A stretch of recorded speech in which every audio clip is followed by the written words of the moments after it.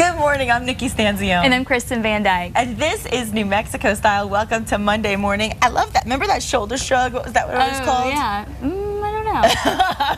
I was all about the shoulder shrug. I love that. We're going to be working those out later. Yeah, I think we'll be working them in a different way, though. Not in the dancey way. In the get stronger and fitter way. Yeah, and today is Monday, the last day for the kids to be at home for Albuquerque APS school system. They start back to school tomorrow. A lot of parents, I was looking at it on Facebook, a lot of parents really sad, and then a lot of finalies on there ready to get the kids out the house and get some stuff done. They're like cheering behind us right now. Yeah, you're happy parents. I can't believe this summer's over. Well, to me, it's not over. To me, it's not over till Labor Day. That's when it's really kicks into the next season. But, you know, with kids going back to school so early, it just really kind of pushes things forward a little, to me, a little too soon. So how are you feeling today?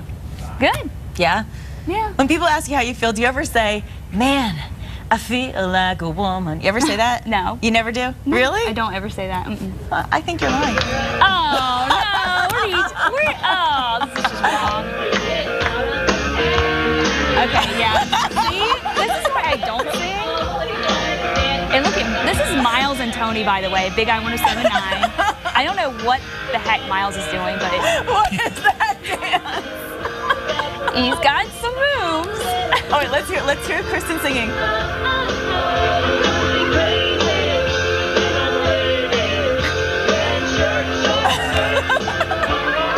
Oh, that's brutal. I had to get you back for Bob. I had to get you back for Bob. That was bad. Yeah, we had the Big Eye Idol thing, and we all had to sing. You know, we had to sing this song, and then we had to sing in public, which was it hurt a lot of people's ears, as you can see. But it was cute. Yeah, it was fun. You have the guy advertising for a date in New York. I said to Kristen, we've got to get her back. It's a little karaoke fun. But that was fun. You were adorable. That was cute. But the mile dance, I don't know what that mile dance was. That was very interesting. He loves the spotlight. He does. He really does. I like that like push thing he was doing. And then he was like jumping back and forth doing this thing. Like he is, I don't know what he is on, but something. I want some of that in the morning. I want some of that. Give it over here. In the meantime, you know, we talk about music and everything. Unfortunately, we've got the sad side of music. Some very serious news coming out of Indianapolis this weekend. Sugarland concert stage collapsed at the Indiana State Fairgrounds, and that was on Saturday. Really devastating, killing 5 people and injuring dozens of others. Really scary. Take a look at the dramatic video. Oh my gosh. Oh my gosh. Oh, I've seen that a few times. Look at that wind.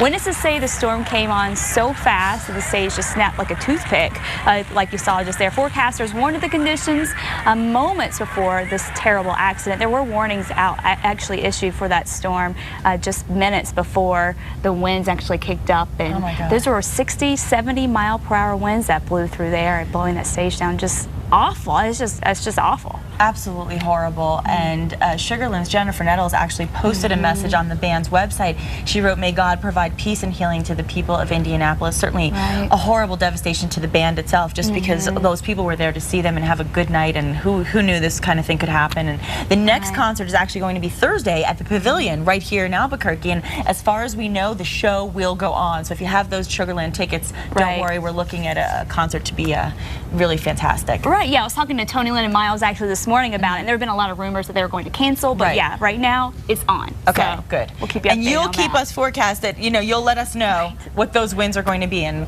we will not take any chances. No, don't want to ever see that happen here. And of course, on some other news here, this one for Breaking Bad, you know, the popular series filmed here in Albuquerque. The AMC network has now said that they have made an agreement now to a 5th and final season of the show. Yes.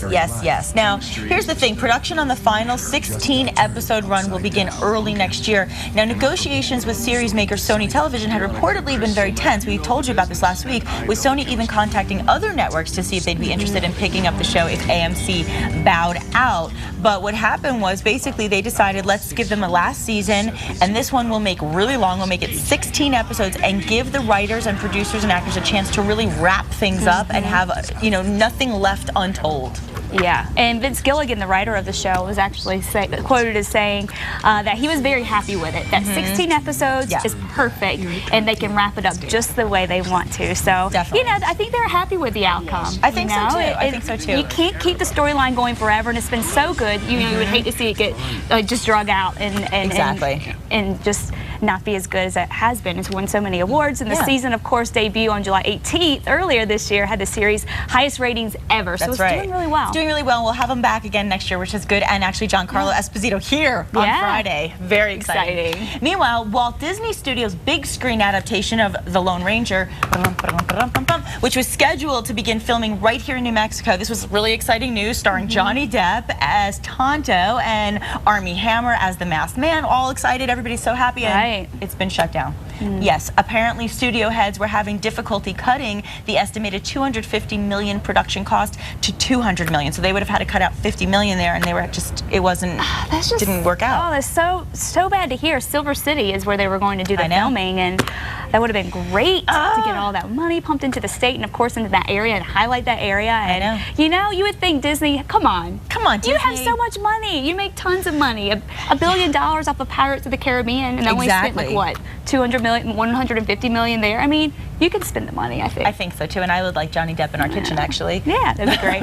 Well, audiences spent big bucks at the box office this weekend. Rise of the Planet of the Apes dominated the box office for the second weekend running. Yes, ticket sales for the sci-fi flick dropped to $27.5 million, down nearly 50% from last week's debut, but those numbers were still strong enough to keep the top spot at the box office, where new contender The Help raked in $25.5 million to take a nice second place. Final Destination 5 took third place, bringing in $18.4 million, and the Smurfs stayed in fourth place with a $13.5 million take. La, la, la, la, la. Rounding out your weekend top 5 R-rated comedy, 30 Minutes or Less made $1 million its first few days in theaters. So actually $13 million.